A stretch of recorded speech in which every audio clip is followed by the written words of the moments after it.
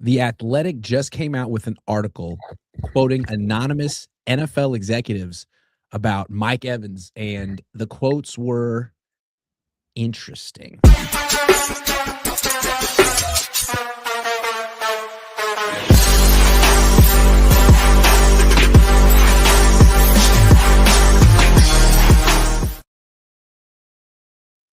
Yo, what's up? Welcome to 49ers on SI Live, presented by Prize Picks. We're your host, Grant Cohn, Jose Sanchez, who just got back from Italy. Jose, it's so great to see you. Did you have a great time in Italy? I had a phenomenal time, and it's always the worst when you realize, like, wait, 2 weeks went by already, and now I'm back over here, back to real life. There was 1 second where I was like, you know what? Do I really want to catch this flight going back home? I don't really know. I just don't know if I want to go back home. But no, now we're back home. What cities were you in? I checked out Rome, Naples, Milan, and Venice. All beautiful, magnificent cities. Wow. You hit the 4 big ones. That's really cool. What was your favorite? Probably, I mean, it has to be Rome, but honestly, I think it was maybe Milan because I was only there for 2 days, and it's like, I don't know if 2 days was enough here, and it was just the vibe with people there in general. And then at that point, I think I was already pretty much done with sightseeing. There's not too much to do there sightseeing, but hell of a time, and I would definitely recommend anyone going there. All right, well, next time, me and you, man, honeymoon, let's go. All right, so Mike Evans, we haven't talked really since I don't really know how you feel about this. Before I get your take, why don't we get the take of two anonymous NFL execs who disagree, and then we'll go from there. So this is in a report, an article from Mike Sando, who used to cover the 49ers for, I believe, ESPN. Now he's like an NFL insider for The Athletic. He's great, great guy. And here's what the anonymous NFL exec said. First, he says, everyone starts talking about the substation and why are we always hurt? It's because you sign hurt players. Mike Evans is going to miss 4 to 6 games this year. Greenlaw's going to miss 8, and you're going to wonder why your players are always hurt. But the other guy who's more optimistic says, a 1-year deal for $14 million, that's low risk. It gives them a big body. You get a vet in that locker room at that position. I don't mind it for a 1-year rental. And then he says they're going for it, man. The red zone production is going to go up even more. Now you have the backside X that can win one-on-one. And then finally, the pessimistic guy says the guy runs 19 miles an hour. He's a back shoulder possession X, which has not been Brock Purdy's game. And he's not going to run in the middle of the field like Jawan Jennings did on those bang eights and daggers and deep ends, catching it on the go and being a run after the catch guy. Okay. What do you think? Where do you land? I think I do land a little towards the pessimistic side, but I went through a nice little journey of like when they first signed Evans to that deal. You see the reported number, and me being a complete rookie, because usually I don't fall for it, I just jumped at it. I was like 64, 66 million, whatever amount it was, right? And thinking like, yeah, these guys are kind of crazy. That's a lot for this guy, because I had written that like I don't think Mike Evans is a receiver that they should go after, because number one, I thought his price point was going to be high, and it wasn't. The reality is he's only here on a 1-year, $60 million deal, assuming they cut him after this year, because if he do keep him next year, what is it, like 36, 34, whatever? It doubles or gets a little more. So I think in that case, it's fine rolling the dice, because you look at the receiver room, like what were their other options? Were you just going to go and cash out someone like a Romeo Doubs, who I liked, but at that number, it's like, no, like he's not that much of a receiver you want to invest so much in. At least with Evans, it's like, you know what? We address immediately the player that we lost in Brandon Ayuk, because that was our real dominant one-on-one matchup receiver that we invested in. And you know what? We lost him. So now we have to expedite and like just get a Band-Aid. That's all Mike Evans is. And pretty much a lot of these free agent signings are just, we just need a Band-Aid for at least this year, because my God, we cannot function with the passing offense the way it did last year.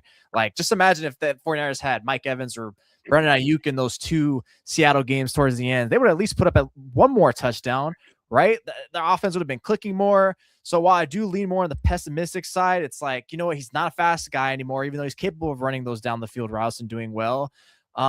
It definitely helps their offense. And I think at least they didn't have to invest too much locking him up money wise and contractual wise, because that's where you really start to shoot yourself in the foot in free agency.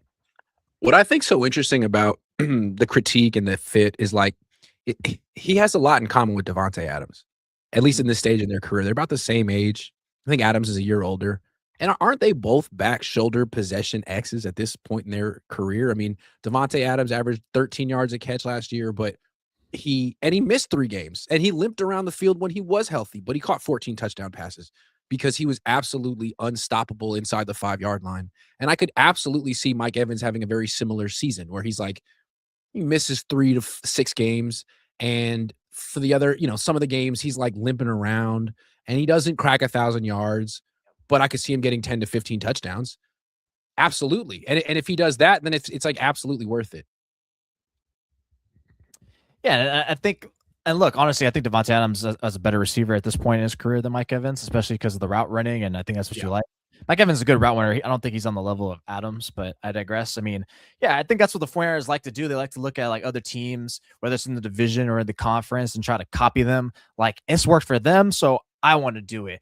Like the Eagles won the Super Bowl, so they decided, you know what, we're gonna keep our veterans and age on the offensive side of the ball, which is what the Eagles have, and we're gonna go fully young with sparing veterans on the defensive side of the ball, and it looks like it. But I think the one thing that does draw back from Mike Evans more than anything is because he is getting up there in age, right? And it's not far-fetched, if not actually, it's probably even a likelihood, depending on who you ask, that he just starts to fall off that cliff, or at least goes down a decline. Because what's the issue with the 49ers and not having this contract resolved with Trent Williams, right? It's because he's 38. John Lynch mentions that every time. So it's like, okay, we know what your hangup is. It's 38. You love him, but you're not sure if he's going to fall off a cliff this year or next, and you don't really want to invest in that. Did you lose me here? I lost you. Why? Why don't you like me? No signal. You'll come back. We'll come back. All right. Here's what I want to say while you're figuring that out. I thought the other thing that was interesting about this article was, like, obviously you could say, well, there's an injury risk, but they didn't pay a lot. Like, that's obvious. But the thing that's interesting to me is the fit discussion.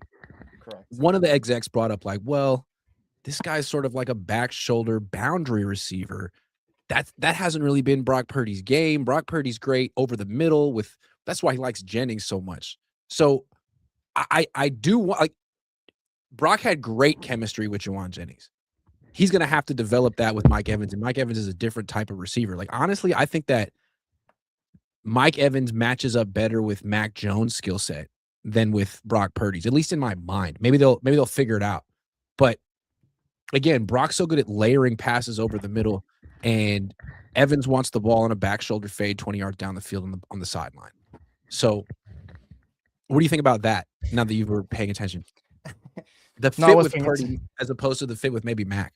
No, you know what though? I think it's funny because I joked about it, but when he did sign, but I think it's kind of true is at least the thing about Evans is he can win those back shoulders, go balls, get up and get them.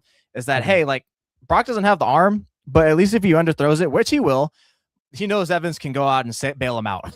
He knows he can bail him out. It's like better to have a guy like Evans than a guy with real speed. Yeah, 1,000%. Because, like, I remember seeing some stat, like, in the middle of the season or maybe late towards the end, people were comparing, like, hey, Mac Jones completing deep throws is not as good as Purdy. But it's like, you know what?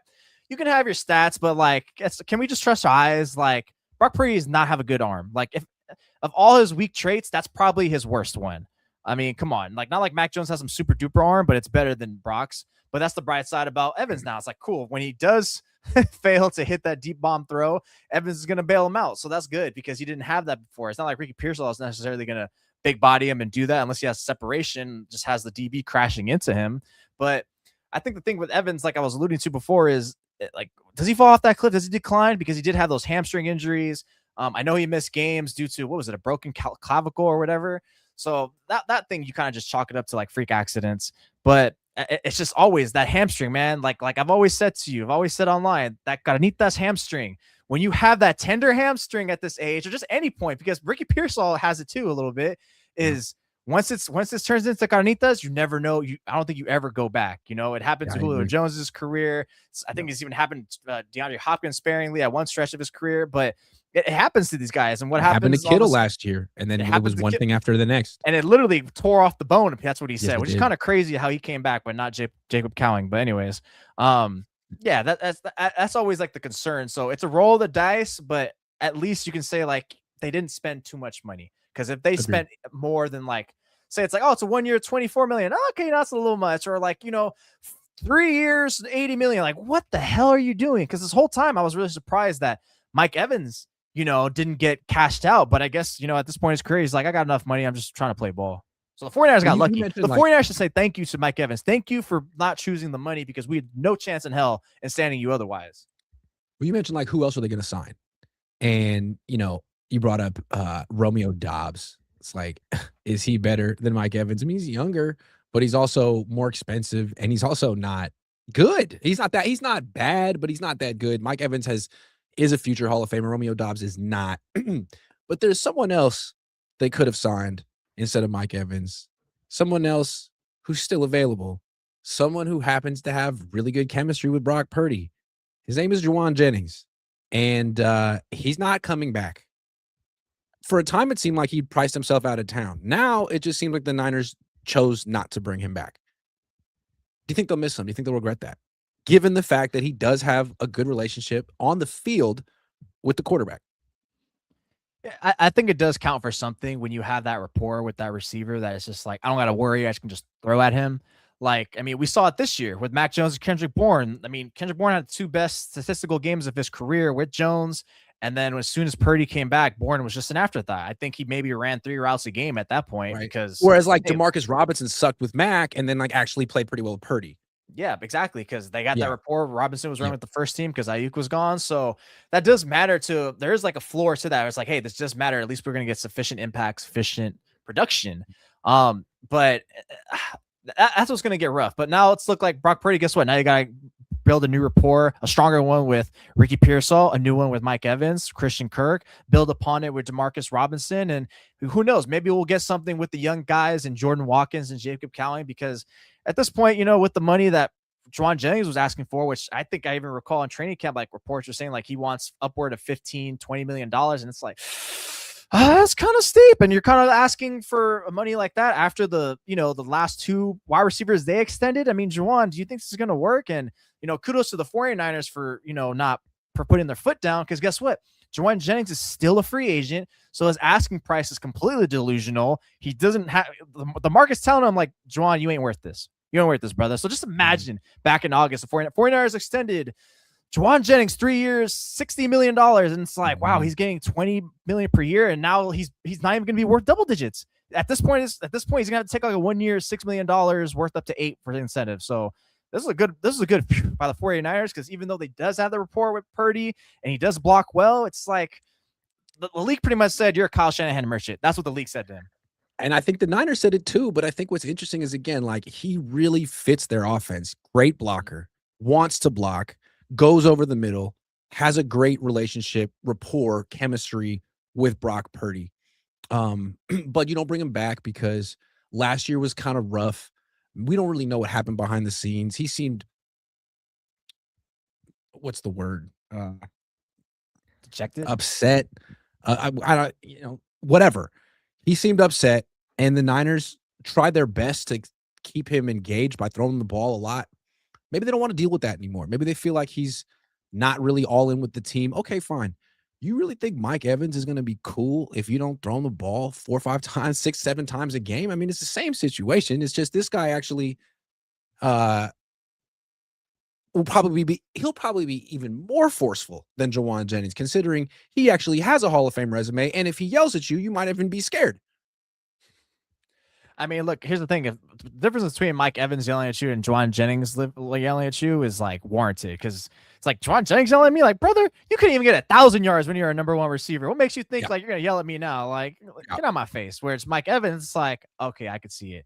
It's kind of one of those situations like, how can this receiver be all like, oh, I demand targets on this? It's like, hey, like, it depends on who the messenger is, and with him in that situation, which I don't think that's ever going to be a case, but if it does, it's like, okay, cool. Like, it's Mike Evans. Like, you're going to listen to him.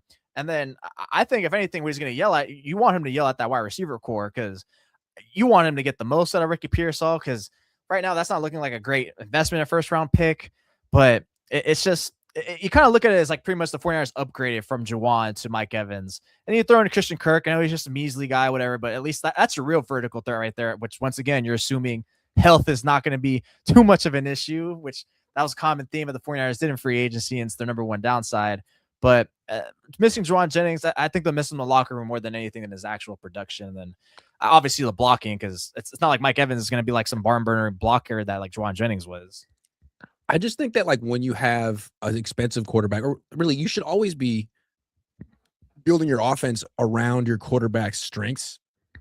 And with Brock, I mean, they've talked so much about he's the best in the league at layering passes over the middle. Whether or not you believe it, that's what they say. Okay, well, who's he throwing to over the middle this year?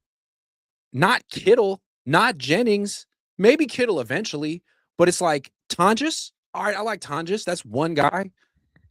Christian Kirk, not Pearsall. Maybe Evans here and there, but he's older now, and that's never really been the dominant part of his game. So, okay, you let Jennings go. You have your reasons. I don't know what he did behind the scenes. I just don't feel like Christian Kirk replaces him. And if Brock is going to be having to throw sideline passes all season, shit, I'd rather have Mac Jones do that. I think when just going off spitballing off the top of my head that I remember, I think the amount of routes ran Mike Evans did, Mike Evans can go across the middle, but in terms of like maybe like hey, we want to spam him, we want to spam square button. I know you don't play video games, but I think square button's a lot of time where you're just going towards the middle. Yeah. But half, maybe skewed more than half, maybe almost 2/3 of his routes were down the field vertical. Which, you know what, I think that's fine. I think the Niners, this is kind of the Niners way of, number one, we want to improve our passing game. Number two, we want to finally do a different dynamic than just spam going across the middle, because guess what? The Seahawks know that. The Seahawks know what you want to do. And now we're going to try to do something different. Like, sure, Purdy's not like the greatest or even that good at like executing it, but I think it matters when you have that dynamic, that fear, and like, I'm a big UFC head. So it's like, hey, you don't have to be an elite wrestler to get your opponent thinking like, oh wait, he might try to take me down, or maybe he's going to try to square up and scrap.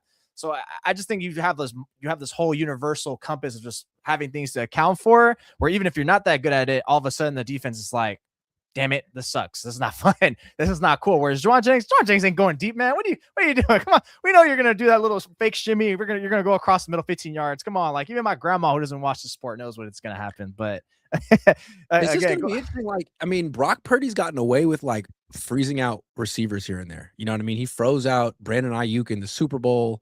He never really had a true go-to guy. I mean, he wouldn't freeze out George Kittle. You freeze out Mike Evans, there's going to be more pressure on Brock to get the ball to this receiver than I think he's ever felt, because it's Mike Evans. I mean, he has gravitas, and he's going to be demanding the ball in his spots, which is back shoulder fades. He'll go over the middle too, but you better get him the ball in his spots. It's going to be a lot of pressure on Brock, and if he can't, well, we won't even go there yet, because we assume that he probably can. All right, let's talk about Christian McCaffrey. They're saying they want to lighten his use for the 4th year in a row. They're talking about lightening his usage. LeBron meme. Yeah. How do they actually do that? And actually make it happen? Can we just talk about like Kyle is talking about like, oh, we've been wanting to do that, but like, Bobby takes him out, or Christian can't do that. Like, Kyle, you are someone else, Kyle. You're the head coach, brother. Like, anyone who eats this up, it's like, look, man, I'm pretty much pro Kyle Shanahan, all that stuff. It's like, bro, like when you say dumb stuff like that, like how dumb do you think your fans are, or I am, or people like, please do not fall for this as much as you're a pro Kyle. It doesn't matter. Like, this is the stupidest thing you can say. Like, you control this, brother. Like, and then he goes on to say, well, I'm not thinking about the next play. Like, whatever.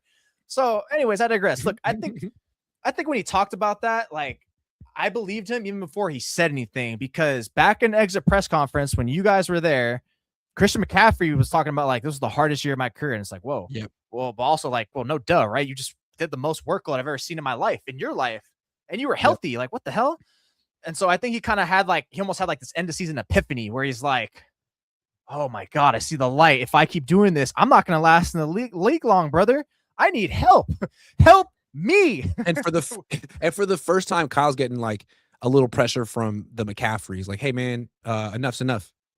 Yeah, so I think that they're finally on. I think that's the first time we actually have dual acknowledgement, especially from McCaffrey, because I think like now the fact that he said it's the hardest year of my career, and then he's like, oh, I'm willing you guys sign people and like, take some, like, even just a few snaps, like as much as I love the ball. I was like, what? And I was like, you're usually a ball hog. Remember there was a report someone, who was it? Was it Mike? It was someone on the Panthers, someone behind him, like talking about like, man, Christian McCaffrey's a guy. He went on like a cussing tangent. He's like, Christian McCaffrey's a ball hog on the Panthers. Like I couldn't get any touches. So it's like, well, I didn't need that to reinforce my thoughts because it's obvious he never comes off. But now it's like, now you got a secondhand opinion, a firsthand opinion. But he's also smart. I mean, at this point in his career, he's like, man, I'm 30 years old. I'm coming off back-to-back years where I couldn't even touch 4 yards a carry. Like, if they keep giving me the same usage, it's going to cut short my career. I mean, it could end me at any time. And I'm sure he wants to extend his career as long as possible. So if he's smart, he's going to talk to Kyle and be like, man, I appreciate you running the offense through me. But like, I think at this point, we can both agree that it's not the most effective thing for us or me. So why don't we figure out a new way? And I mean, obviously at this point, he's a better receiver than he is a runner. You definitely want to throw him 6, 7, 8 passes a game. But if you're giving him 15 to 20 carries a game, chances are your running game is going to suck ass.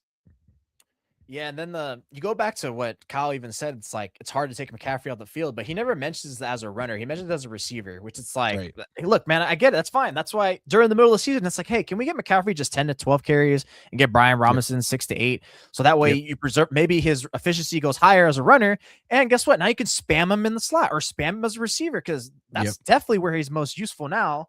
And that's probably what's going to preserve him in the future. If you do skew, maybe get him like 60-40 as in favor as a receiver. I guess for him, it's just like being careful that it's not too predictable. But yeah, I think now you kind of look for more than being serious because, like I said, McCaffrey acknowledges it. The thing is, where are you going to go to ease up his usage? Because you weren't able to land anyone in free agency. Like at this point, all the good running backs are gone. There's no one. I look every day trying to think of an article. Like, is there someone to sign? Like at 1 second, I was like, Antonio Gibson. It's like, wait. Torn ACL, and it's like maybe the Niners don't care, but it's like I feel like the Niners don't care about those injuries if they're their own people. You don't want to sign those people because Gibson has that pass catching ability, but it's like there's no one you're going to sign, no veteran. So you really are putting your chips on the table on a rookie who's still a rookie in Jordan James because he didn't play last year. He missed a lot of time. And Isaac Guerrero, I think Isaac Guerrero's on borrowed time. He's going to get cut. Like that's my lock to get cut in training camp. And I think that's going to lead the 49ers to guess what? Draft another running back. Like, get ready for it. It's another 4th to 5th round running back coming. It's the only thing that makes sense right now. But I agree with you, and I think it's so predictable, and it kind of annoys me. It's like, dude, you're going to take another running back in round 4 when the last 2 running backs you took right around that spot, you haven't really even given a chance.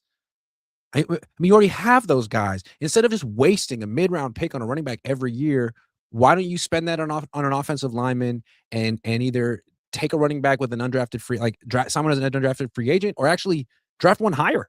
I mean, you love having Christian McCaffrey. He's like, well, it's tough when you take that skill set off the field and you kind of need someone with a similar skill set. Any running back with that skill set's going top 10. A guy who's great at running and catching. All right, then spend your top pick on a running back. If you, I just don't understand how you can go into this season with the shittiest running game in the league and be like, it's fine, we'll work around it. Yeah, it's pretty much, which at one point I kind of be like, okay, yeah, let's see what Jordan James got. Obviously risky, but is Kyle Shanahan really going to be like, I'm going to let this young cat like go behind McCaffrey and steal his touches? Like, I feel like a part of him is going to be like, paid $20 million a year. Jordan James, a 5th round pick. They're going to split carries. Yeah, it's almost like he's saying it now. And even when McCaffrey's telling him like, take me off the field, help. There's Kyle. Paid you so much money and you didn't play in 2024. We're getting our money's worth. But here's gonna be Kyle. At first, it's gonna be like okay, cool, split carries, and it's like the Green Goblin mask where he looks up like play McCaffrey. The Green Goblin mask and the meme that everyone knows about from Spider-Man. That's gonna be that side voice that's telling him keep playing him, run him again. Because yeah, I mean, look, and then you look at Guerrero. Like you want to talk about like give us some chances. I think Shanahan's already checked out on him. Like, I don't know what you guys saw during training camp, but clearly he thinks he sucks. He's not good. Whether it's a runner, pass catcher, both, and part of it maybe because he's not the most healthiest, but that's the reality. The running back situation is we're going to have to go with another guy in the draft that we actually can see like this guy can pass catch. He's fast, and we'll mix him up with James and this guy, and that'll be our 2, and then we'll just roll with it. And Patrick Taylor will be our emergency special teams guy. But I think Guerrero's dead in the water at this point. It's just I'm excited to see James, but I'm just like Shanahan, are you really gonna do it? Are you really gonna do it? Even though like I kind of believe you, it's just a whole mixed bag of just like I don't even know what's going on at this point at that position. But my problem was like Jordan Mason, yeah, 2-3 years kinda goes back ago to that. was running hard and getting like he was effective and efficient. And Kyle's like, well, you're burying you. I even if Jordan James was good and played well, would Kyle even care? Sometimes I just don't understand. Like you could have Christian McCaffrey averaging 3.5 yards per carry for a month, and Kyle's like, I don't know, man. We just can't take him off the field. It's like, all right, dude. I guess. Anyway, we're gonna talk about Ayuk in a minute, but first, want to shout out this week's sponsor, IndaCloud. March always feels like a reset for me. The days are longer, calendar fills back up, and suddenly there's momentum again. In the past, I'd push straight into it. Now I'm pacing myself. One IndaCloud soda later, everything feels smoother, settled. I keep a zero sugar THC soda in the fridge for evenings when I want to wind down without slowing myself down. Same relaxed vibe, zero alcohol, zero hangover, none of that why did I overdo it feeling. Use promo code COHN at IndaCloud. Check out the Spring Balance Kit, which is gummies for stress relief as routines return, THC sodas for social moments without alcohol. Jose knows what I'm talking about. Premium pre-rolls for intentional evenings and $70 ounces for staying consistent as life speeds up. If you're 21 or older, self-care is 35% off and get free shipping on orders over $50 at indacloud.co. That's .co when use code COHN at checkout. That's indacloud.co, code COHN, 35% off and get free shipping on orders over $50. Ship discreetly to your door. And don't forget to fill out the quick survey when you order to support this show. 35% off. That's a steal. All right. Speaking of a steal, Brandon Ayuk stole money from the 40. I'm just kidding. Brandon Ayuk is the least popular person on the 49ers. He's still on the 49ers. And they're making him out to be, a thief and just an unprofessional monster. It's possible. It seems like all this blew up when they took away his guarantees. I don't know what would have happened if they wouldn't have done that. Clearly, they had reason to do it, and he didn't fight it.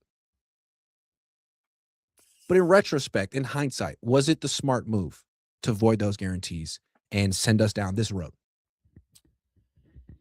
Yeah, it still is, because if you have a chance to we have a chance to redo or undo a mistake a decision that we never wanted to make or we regret it instantly, then you take that all the time. Whether it's in even me, oh man, I don't like this. I don't know, car I got. Can I get it back or something like that? Whatever purchase you make, you always take that, especially when it's a significant investment. You don't want to be tied to it any longer. So in hindsight, no. I think if anything, it's just why are the 49ers handling it this way? And I think it's obvious they're petty. There's no other way to sugarcoat it. I don't think, this whole belief, why would we let him go for free? It's geez, I don't know, Kyle, John, and Jed, who apparently says he'd welcome him back. Geez, I don't know. Maybe it's because you yelled out to the freaking world, we hate this guy, without saying it. You guys said the quiet part out loud without saying it, what you really meant to say. The moment that report got leaked, or excuse me, not leaked, the moment that report came out, they voided these guarantees, hey, we haven't seen him, all this stuff and that, not big. We don't know what's up with him. We're going to move on with him. The moment you said that, you destroyed any leverage. It was over. So for them to chase this dream, it's what are you guys looking for? It's like a dog chasing a car. You're never going to catch it. You're never going to catch the 7th round pick, even if it's a measly one. You think you're going to be the Washington Commanders or the obvious ones that want Ayuk that hey, we're definitely going to give up a draft capital, as measly it is. I don't care if it's pick 300 or pick 100. We're going to take him on that contract. Really? We're going to take him on that. No, what makes him attractive is when you guys cut him and then I sign him for nothing.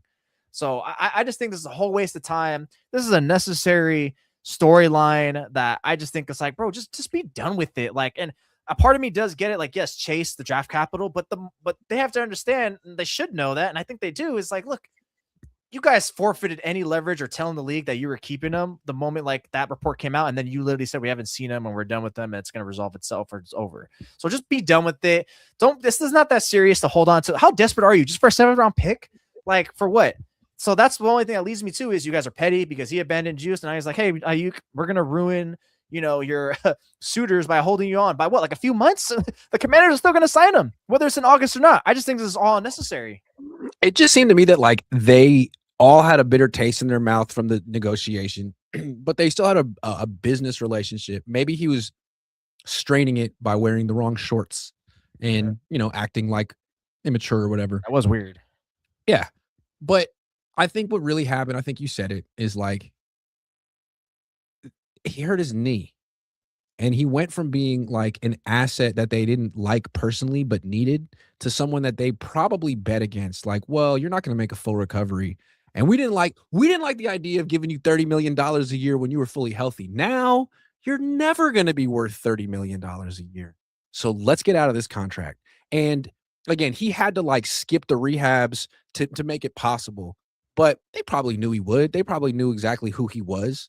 And I'm saying if they really thought they needed him, if they really thought he was special, he would recover, I think they would look the other way and say, all right, man, that dude's weird. He didn't come to this check-in, but we know he works hard and wants to play, and he'll be out there essentially at some point this season, and we're going to need him against the Seahawks in Week 18 because if we don't have him, chances are we're going to score 3 points and freaking lose. So it's like you got your money back, and I get it, and you never wanted to give it to him in the first place, and I didn't think you should have gave it to him, but like it came with a consequence. And maybe if you hadn't done that, maybe you could have salvaged the relationship and he could have came back last year and maybe you win the Super Bowl. Because if you had taken down Seattle, you would have faced New England in the Super Bowl. And I feel like the Niners feel they could have beaten New England in the Super Bowl. That's why I could come back. Was it really worth it? You got your money back, but you're in it to win. And he makes you better, even if he's nuts, even if he hates you, even if you hate him. But I don't know. Maybe he never would have came back, man. Maybe this was messed up like way before. I don't know. And you know what? I think that is messed up way before. And maybe we can even use this video on the article I've been thinking about writing is the moment, maybe my theory on the moment Brandon Ayuk started to dissociate from the 49ers. I think that happened as soon as he tore his ACL because you get that devastating injury and he's thinking, God damn it, like this really happened. I knew I should have left this team. I knew that was a science. I was being because one thing, look, I'm indecisive person too. Probably one of the worst any people would met. So even when Ayuk was being indecisive, I was like, brother, like this is even worse than me. So I can kind of relate. So it's like it's nothing worse than like you make a choice that like, you know what, screw it, let's do it. And then you do it, and it's like, I knew it. I should have went with my gut. I should have got out of here like I wanted. Yeah.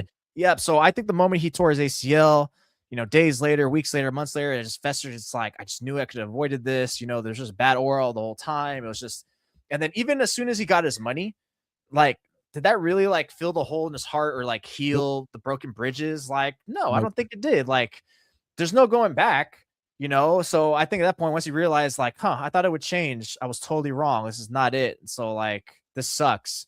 So I think that's when Kyle and them are all like, dude, you got your money. What more do you freaking want? So that's where their agitation comes from. And even the fans, which, it's all valid. But I think when you're Ayuk, he's like, you just blew my knee out. This is a sign. This is very bad. I want to be treated like you treat the other special players on the team, dude. You treat me like I suck. I want to be treated like I'm good and like I'm a person. That's what he wanted. And that's what the Niners couldn't do. Yeah, so I just think that's where he really chalks up, and he was just dead set. I'm just done. I'm gonna fade them out. I'm gonna stick with my guns and just not do anything. That's why he hasn't said anything. Like, come out, because you would think by now, like, he would have leaked something or like nothing's like is dead silent.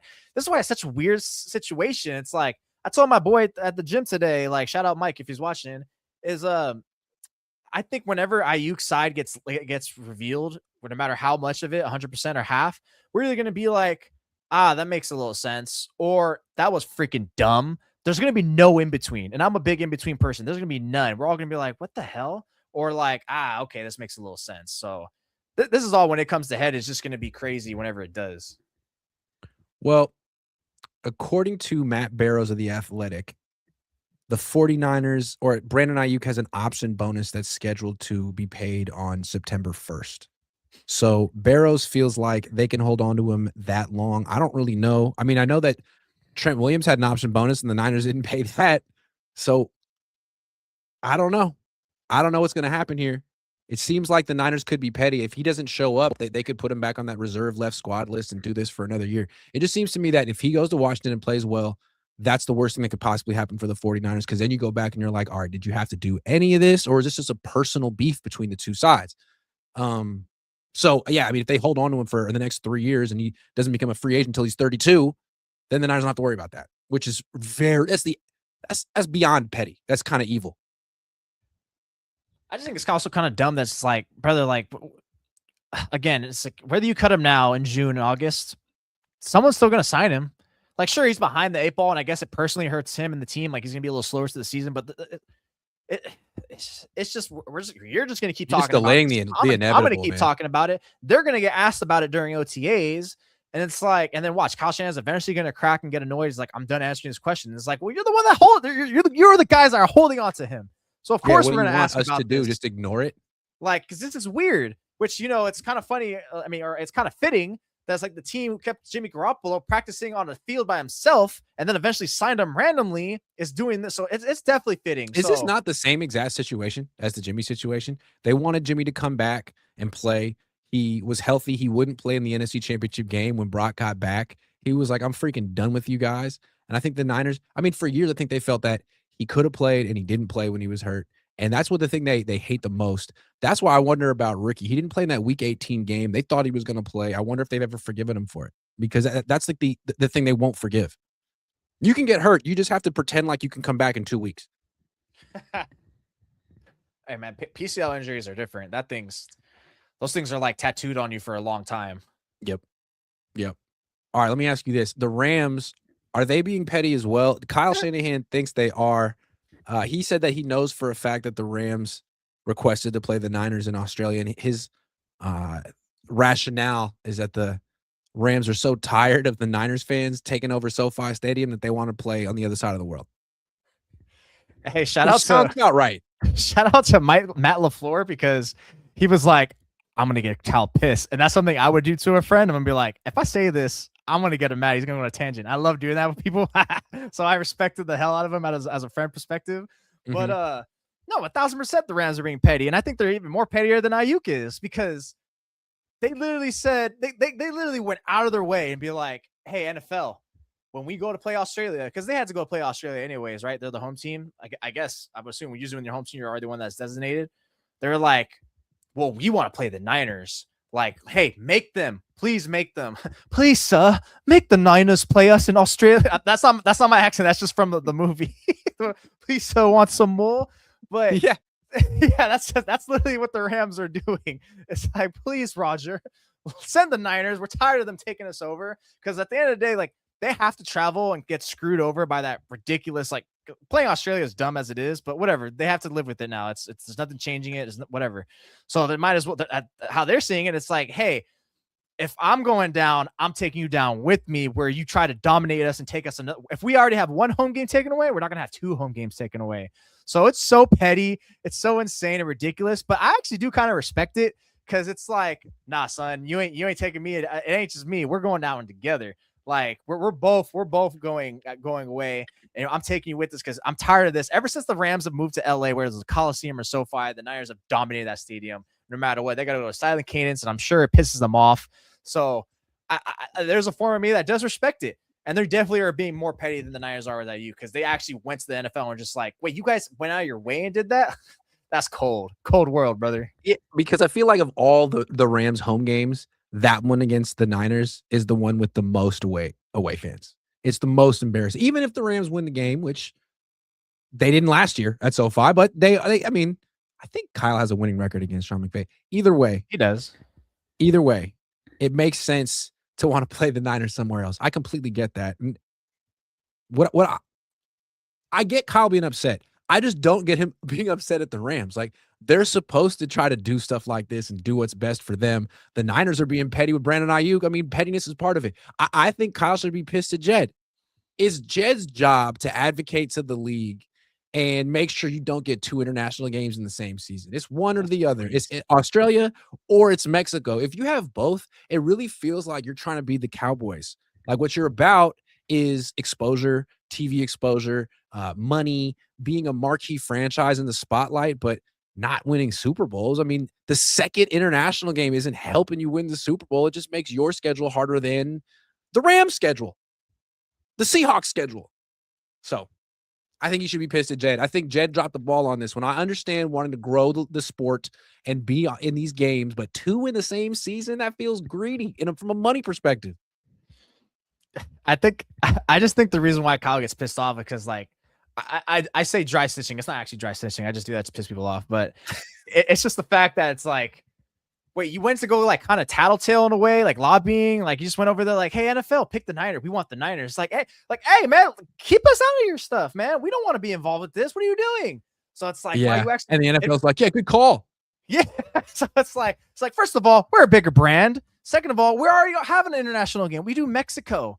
And now it's like, because dude, you do think about it, like that week 1 game, like imagine all the logistics having to get done for that. They're probably the last 2 weeks before the season starts. Like as soon as that third preseason ends, starts Australia time. Maybe they leave it Australia 3 to 5 days after that, because not only do you got to prep for that and travel for that and do everything the weeks before, it's the effect after. Like I'm telling you right now, like my time zone on my body, my jet lag is nowhere near as close to what's going to be in Australia.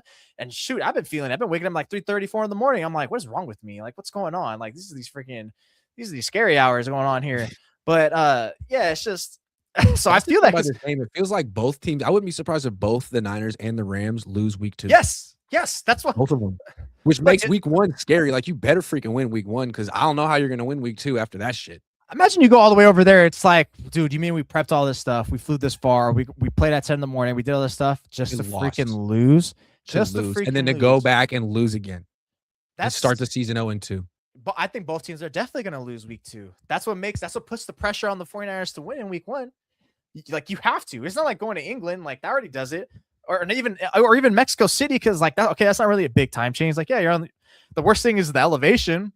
But you've played in Denver before. Like, you guys know how it is. Like, that's just insane. Again, I respect the Rams for doing it because it's kind of funny. And it's just like, hey, bring them. Like, they always keep screwing us. Let me do that. I get both sides. It's just hilarious. But the Rams definitely are petty for that. And I believe Kyle 1,000% that the Rams went over. Mr. Goodell, sir, pick the Niners. They went full on Randall from recess and were acting like rats. It's pretty funny. Here's the thing, though. You're right, and they are being petty. But the Niners, specifically Kyle, is the last person who can complain about pettiness, man. You got to let Brandon Ayuk go before you start complaining about the Rams in Australia, man. You want equitable, fair treatment? Let that poor Brandon go. Let my people go. He said the trade too. I saw Dante Whitner talk about that. I think he retweeted it. Like, it's like, yeah, he's pissed off at Brandon when he couldn't even call him by his name. He just said it. That's the trade. And I was like, did he say that? And I was like, oh, I didn't even peep that or even think it was a big deal. And I'm like, oh, okay. Yeah, I can see what he means. So it's like, whoa. When Brandon was in Egypt land, let my Brandon go. Okay, last topic. Did you read Jeremy Fowler's hit piece about Jalen Hurts and ESPN? It was long. It was extensive. There were a lot of anonymous quotes. I'm guessing from Kevin Patullo. I don't know who's had his own issues and got fired. What did you think of that piece? It was kind of amazing. I thought it was fitting considering Jalen Hurts got screwed, or did you feel like that's the truth? Oh, it's 1,000% the truth. And I think it's fitting because it happened the day after the owners meeting, right? So someone was snitching. So it's definitely like you say Patullo. I was like, Patullo even there? Jeremy Fowler there the entire time. He was everywhere. He's 6'5". He can't hide. He was running the numbers then. He had some agendas to hit down to run that down. So I wouldn't be shocked if it was Stefanski saying something. Excuse me, Stefanski. Sirianni getting a hit piece, or just whoever else was there on the Eagle side for sure. But I think it's fair because Jalen Hurts is not good. I don't think Jalen Hurts is that good. And I still remember, like, I fell into the trap watching him in that Super Bowl because, like, but luckily at least I was careful. I was like, I think he's top 10 quarterback because he's not just a quarterback and passer. He's just universally he can run and stuff like that. But this past year, like, why does he not run? And as someone who had him in fantasy, like, I had him too.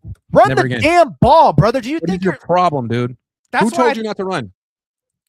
He thinks he's too good. That's why everyone's saying the Russell Wilson, like I heard my buddy Ted Wynn at the Athletics say that. I'm like, that's perfect, spot on, because he's definitely following that. He thinks he's too good now. Like, or maybe he's trying to preserve himself, which I get that idea. But look, Jalen, this was your money maker. This was your mother maker, my man. Like, this is what made you good. Like, you're not a good passer. Like, the moment you got to pass more than 20, 25 times a game, you are exposed as a very, very mediocre quarterback. Can we talk about how bad he was in the playoff game against the Niners? Oh, dude, he was the reason he was why they 20 won of that game. 35. He threw 35 passes for 168 yards, 1 touchdown. Nope, he does a good job of not turning the ball over, but he threw for 168 yards and ran for 14. He ran for 14, dude. Purdy ran for 24. How many attempts? 5. Purdy ran 9 times for 24 yards, dude. You can't be outrushed by Purdy. In a playoff game, an elimination what are you doing? game. Look, I always understand that's like, it kind of goes back to when we say about like for the last 3 years about like, Kyle, why are you running up McCaffrey on his 25th carry when you're up by like 14, 18 points, like in a fourth quarter game? Like, this is not an elimination game. I understand it for those games or even some must-win games in the regular season, because there's like 3 to 5 of those, right, in the regular season, especially if your record's close with the teams in the division and conference. But like Jalen Hurts, this is like, we need you to do whatever you got to do. Like, just run. We need you to do. We don't care. We do not care. Patrick Mahomes doesn't ever statistically look well in his playoff games, but he wins because he does whatever it takes. Throws it, pickpockets, like scrambles, design runs, whatever. He does whatever it takes. And this guy is like, I'm just going to. It hurts too. Like in the 2 Super Bowls, did whatever it takes. There have been games where Jalen Hurts legitimately looks like an elite player. A guy who, I'm not an elite pocket passer, but an elite player who can do everything. And he's a freaking load. And he'll get, like, at his best, he would give you, 14 or 15 touchdowns on the ground in addition to like a 4-to-1 TD to INT ratio. Yeah, that's a winning player. But what we saw last year was a guy who wanted to be someone else. And you could blame Kevin Patullo. I guess I did. But maybe Sirianni privately is like, man, we did everything Jalen wanted. And then we had to fire my friend. And now we're in the same position. People need to know that.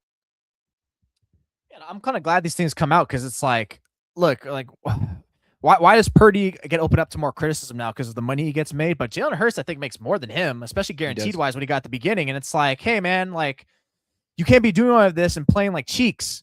So, of course, we're going to put out this hit piece, because guess what? When you cost money, we need you to not play bad. We need you to play well. You don't have to play elite. Like, because, like, how many elite players are there in the league? 3, 4, 5, quarterback wise, right? So, yeah, like, we know you can't do that, but we need you to play good, play fine, play average, even when you are playing bad.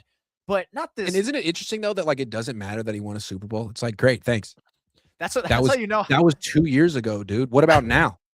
Bro, yeah. That's just the teeter-totter of the NFL, man. Like, things changed, and I think that's why we love the sport, because we can 1 month, like September, we could say Brock Purdy looked amazing in those 4 games, and then the last 5 games of the season, 5 picks, 3 touchdowns. Like, what was that? He can win the Super Bowl this year and then be out in 3 years. It's the way the league works. He absolutely could. Yeah, especially if he's just going to be someone that's like, I just want to pass. And it's like, you were never a good passer to begin with. Because one thing, like, even last year in the playoffs, I think, when I remember watching him play against, was it the Rams or someone, whatever. And I know they won the Super Bowl, but it's like, he does not pull the trigger unless something's wide open. It's like, that's why he doesn't turn the ball over, because unless he's sure, it's like, this is not turnover worthy, but this is probably, he does too much safeness, even when they're down the field. Like, I still think about that pass to AJ Brown that Marquise Sigel just blazed down the field and almost broke it up. That probably should have been a touchdown. If with like a nice little better throw, or just almost anyone else, like, that probably should have been a touchdown.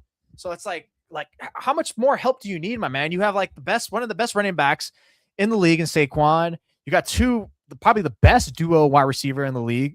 You had a really good tight end in Goddard, who's a little underrated.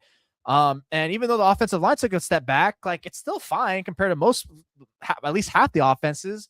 Like, what else do you need? We need you to play well. And look, like you said, you blamed Kevin Patullo, so did I. I'm sure he definitely wasn't maybe the answer, but it's like, at some point, a quarterback can make up for a coordinator's mistakes. That's why a lot of really good quarterbacks have done in the years. But it's clear this guy is very reliance. He's a merchant. He needs hand holding with a lot of things where everything's perfect. That's even to the point where it's even worse than Purdy, way worse than Purdy. I think that Purdy and Hurts are similar in the sense that for them to be like worth the contract they're getting paid, for them to be top level quarterbacks, they have to run around. They have to run. Hurts has to do the tush push. He has to be a short yardage guy. He has to give you a lot of first downs and touchdowns with his legs, and Purdy has to extend plays, and that he can't. Neither one can be Mac Jones. They can't. And if they try, they're going to get passed up by guys like Mac Jones, who can actually play that way. So, I mean, I would rather have a dual threat quarterback than a statue. But if they choose to be statues, then give me Mac Jones because he's been playing that way his whole freaking life, and Jalen's not going to learn how to do it at 28. Yeah, because the Mac Jones style, and I think even Tom Brady said about it, he's like, look, I wasn't athletic at all. I was terrible, Exactly. but guess what? I tripled down on making sure that was sharp. If you only have 1 to 2 moves, make sure that move is elite and sharp. That's right. And that's the thing about like how you said, like, hey, that's what the Niners signed Brock Purdy to. And it's like, well, good. I'm glad he's still playing this way. Where all of a sudden Jalen Hurts is like, hey, the Eagles signed you because you played this way, and now you want to change it. So now it's like, I bet you that's why they're getting buyer's remorse, and this hit piece comes out because it's like, you're not. This is not what we agreed upon. This is not what we bought with our investment, with our money. Yep. You're definitely changing it up because if we had this information, we probably would have offered less or just let you go. Because this is ridiculous. Now the Niners are learning with their investment, like, oh shit, like he's worth the money when he plays, but he's not really effective if he's not 100% healthy. I mean, he hurt his toe and he couldn't play through that. Whereas like Mac Jones probably could have played with turf toe because he's not moving. Hey, I'm not saying he would have been, great, but Brock really couldn't play. And I wonder if the Niners feel like, man, we like him. We really like him, but that's a lot of money for him to be missing games when he's not 100% healthy. You know how they feel. They want these guys to be the toughest guys in the world. They really don't play about that stuff. If they're giving you money, they want you on the field. And if he plays 17 games this year, they'll love him. If he plays 10 this year, I wonder what's going to happen to him. I'll see what happens. Well, I guess to add an end on that is just I don't think he's that much of an injury-prone player, but the reality is if they thought he was fine and they were comfortable with it, they would have traded Mac Jones. So the fact that get Mac Jones lets you know is like, pretty sure I'm going to miss 2 to 4 games. Yep, absolutely. All right, hold on. Let me get Jose back in here for some prize picks. We got Friday prize picks, which is a 40% payout boost. Let's build the lineup. Should we start with should we go MLB? Should we go Giants? Let's go Giants. They won yesterday. They actually scored some runs. Tyler Mahle, their new pitcher, 4.5 Ks for Tyler Mahle, more or less. What do you think? More. I feel like the Mets strike out a lot. We got pitcher strikeouts, total bases. How about total bases for Devers? Hold on. Hits, run. I don't really know how to do popular. It's too popular. This is weird. Is it like a home run one? A home run one? Hitter fantasy score, hits allowed, hits, runs, RBI, home runs. Yeah, let's get crazy. Devers, will he hit one? Yes, because I'm always rooting for it. What about Willie Adames? Who? Okay, no. Let's go back and do NBA. Okay. Who's playing tonight? Houston and Utah. Where's Kevin Durant? 23.5 points, more or less. More. Okay. All right. What about Get Off My Dickerson?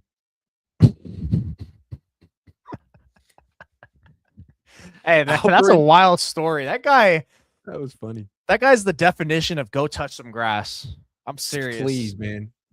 Alperen Şengün, rebounds and assists combined, 15, more or less.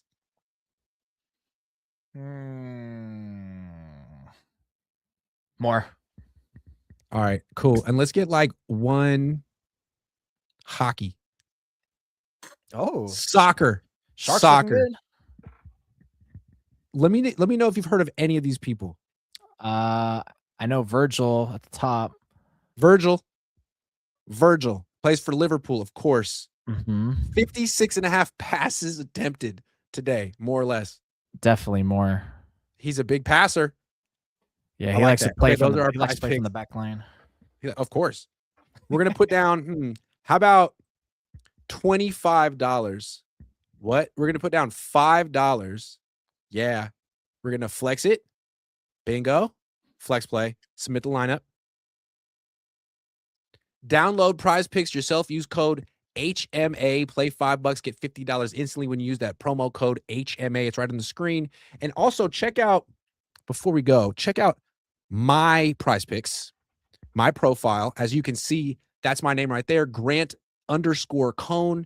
You can follow me on Prize Picks. You can follow all of my picks and sort of compare to see if you're better at making the picks than I am. I assure you, you are not. As you can see, I once won $5,000 on Prize Picks, It was a $500 flex play. I got all of them right. Big I'm not baller. perfect, but I'm pretty good. So make sure you follow me on Prize Picks and test your skills. See if you're better, because I know you isn't.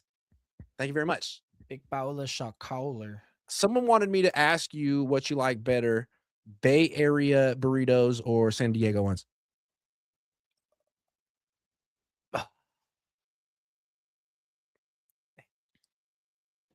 See, I'm not a fan of rice. The real conversation should be Jose's opinion on the great burrito debate, Bay Area versus San Diego. Here's the thing. I haven't had enough San Diego burritos other than one time, because I've only been there one time. So I'm a homer, and I would say Bay Area, but I'm definitely going to go to San Diego, I think, this summer. We'll see. And I'll be able to elaborate more on this. But honestly, like, I'm just a hater on like rice. Like, every time I get enchilada plates from my Lita, I always say like, hey, just more frijoles, please. No, and just no rice. I'm tired of rice. I'm not a fan of rice like that. Like, I don't mind it. Just if you get too much rice in a burrito, it's not good. I get hella full, bro, because it's like, Yeah. I'm tired. Like, let's double the protein intake. And that's why I get too Jim Broy and stuff like that. Like, but I just like my frijoles. I feel like there's a lot of gym bros in San Diego. I feel like people are better looking in Southern California. No offense to people I'm from Northern California. It's just there's more sun down there. The sun right now. I'm looking at it. I feel like attractive people flock to sunny places. I was just in Arizona. I was astounded by all the attractiveness. I was like, what about? But then I got a little bit of a tan. I think I look better. Oh, I don't know why you don't live there. No, I'm just kidding. Wow, you could have done Prize Picks on UFC tomorrow. That's crazy. Did you see highlights of Mexico's own Alexa Grasso just sent someone to the Shadow Realm? It's tomorrow? No. I'm talking about from last week. Did you watch? Oh, no. Did you watch? It's not a pay-per-view, but it's still like something UFC worthy for tomorrow. But last week, okay, I'm gonna send you a clip of it. She just completely. You telling me there's a UFC event tomorrow?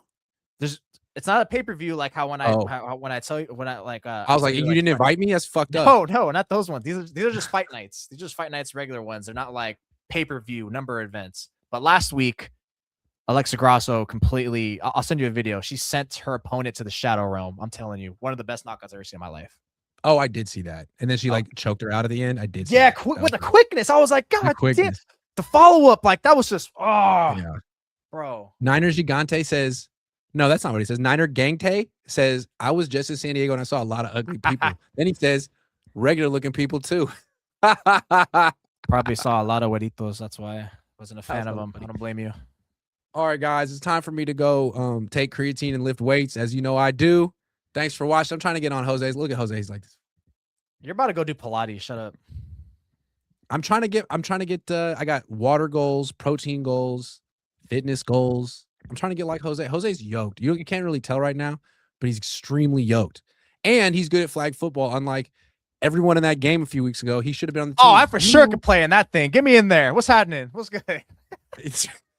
We actually have a viewer in my league too. I'm trying to blank on his name. I'm sorry, I remember your name. Antonio. There we go. So I'll see him on next Saturday. So he likes to tune in sometimes. You already know. Thanks for watching. Next time you see me, I'm gonna be 230.